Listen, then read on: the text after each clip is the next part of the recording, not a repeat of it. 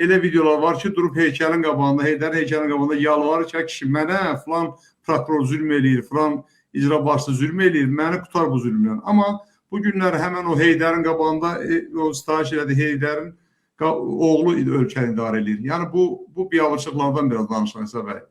Bilirsiniz, bu sir deyil də, bunların kimliyi də bəlli, hərəkətləri də bəlli, davranışları da bəlli.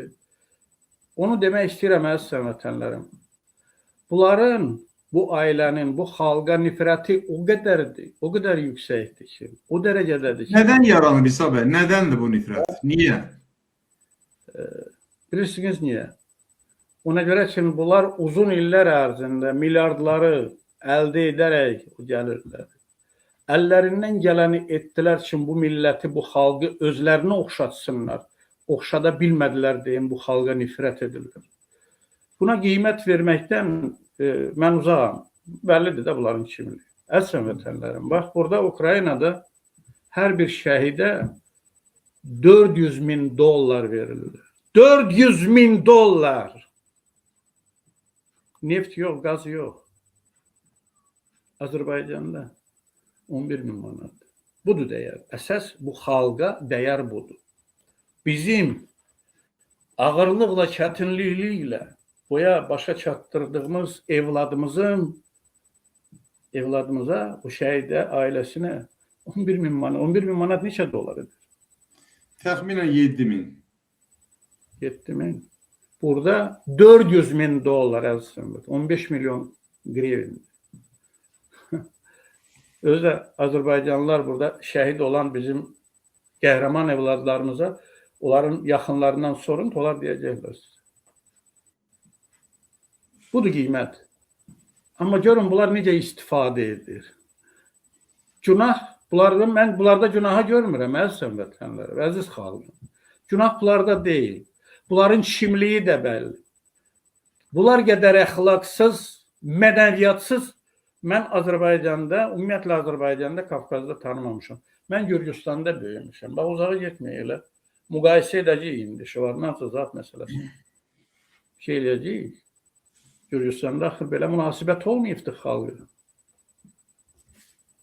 Amma əziz vətənlərim, siz belə davranırsınız deyə, onlar belə özlərini meydan oxuyurlar. Siz təsəvvür edin. Bunlar milyardlar da görürsünüz nələr edirlər. 80, deyilənə görə 80-dən çox bizim qazilərimiz özünə od vurub yandırır. 130. 130 nəfər. Əslən, bilirsiniz o qazi nədir?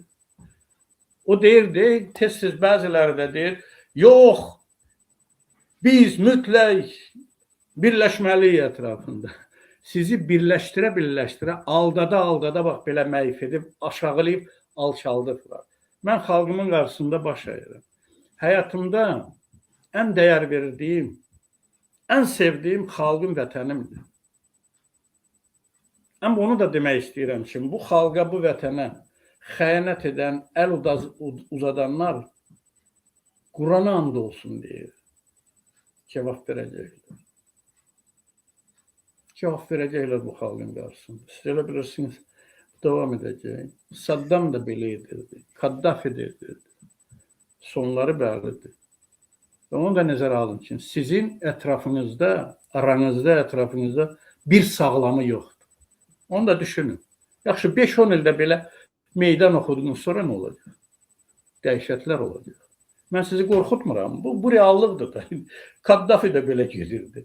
Belə getdi, belə gəldi. O birilər də eyni şəkildə. Bu xalq sizə nə baş əyəsidir, nə təslim olasıdır. Bəli, indi bəzi məsələlər var ortalıqda. Amma yenə deyirəm, bu xalq ayağa qalxacaq və bu xalqın qarşısında siz mütləq cavab verəcəksiniz. O acı laflardır ki, siz rejimi təmsil edən acı laf alçaqlarsınız ki, bu xalqa divan tutursunuz. Nədir? Vəzifəniz var, üzr istəyirəm, gəlirlər əldə edirsiniz. Xalqın boğazından kəsərək, şəhid ailəsinə 11.000, burnunuzdan gəlsin. Evladına 500 milyonluq villa alır, hotel alır. Elə verin də, niyə 130 bizim qazimiz vətəni uğrunda can qoyan qazimiz niyə özünə oturmalıdır? Niyə gəlib prezident yerlərdə, o icra hakimiyyəti yerlərdə o nümayəndələr vardı? Niyə onlar Əliyevə müraciət etməlidir? O Mehribana bunlar kim? Niyə? Təs o aparat nədir? Yəni indi 10 milyon da hamısı bunlara üz tutmalıdır. Bu nə devlətdir? Bu nə hakimiyyətdir? Qurduğunuz təpənizə dəysin. Qurduğunuz təpənizə dəysin. Əslən vətənlərim, Saakashvili gəldi, bir il ərzində rüşvətin kökünü kəsdi. Ondan soruşanda ki, necə kəsdin? Deyir, mən rüşvət almıram.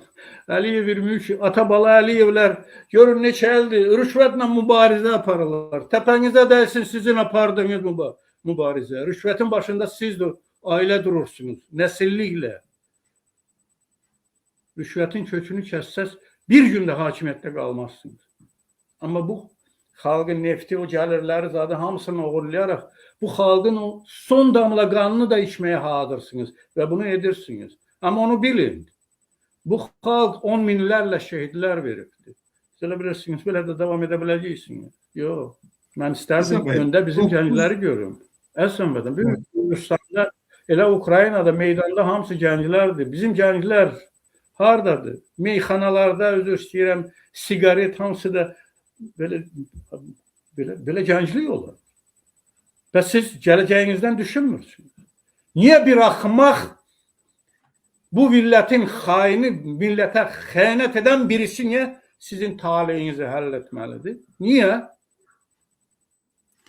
İsa bəy, bizim nəsil insanlar, o gənclik bizdən ibrət götürürlər. Bizim nəsil insanlar hələ bugün də 9 Mayı qələbə bayramı kimi qeyd eləyir. Hər kəs bir-birini təbrik eləyir, qələbədir, qələbədir. Sizin üçün 9 May nədir İsa bəy? Bilirsiniz, Temur bəy, mən Sovetlərdə biz böyümüşük. Sovetlərdə də, Sovetlərin tarixindən başqa heç bir tarix, biz tarix üzü görə bilmirdik. Mən də həqiqətən, bilirsiniz, hərbidə xidmət etmişəm. Səmimiyyətlə inanırdım ki, həqiqətən o vətəndir. Belə təqdim edirdilər. O vaxta qədər ki, mən həmən o hadisələr Sovetlərin dağılmasından sonra başlamadı. Vətənim Gürcüstanda, tarixi vətənim Azərbaycandır. Ondan sonra mən açıq şəkildə, bir mənalı şəkildə nifrət etdim. Və xaricə gələndə artıq burada da çoxlu sayda kitablar, Mussolini'dən, elə Hitlerin özündən, Stalindən və s. Amma demək istəyirəm ki, Stalinlə əclaf belə diktator, qatil olmayıb.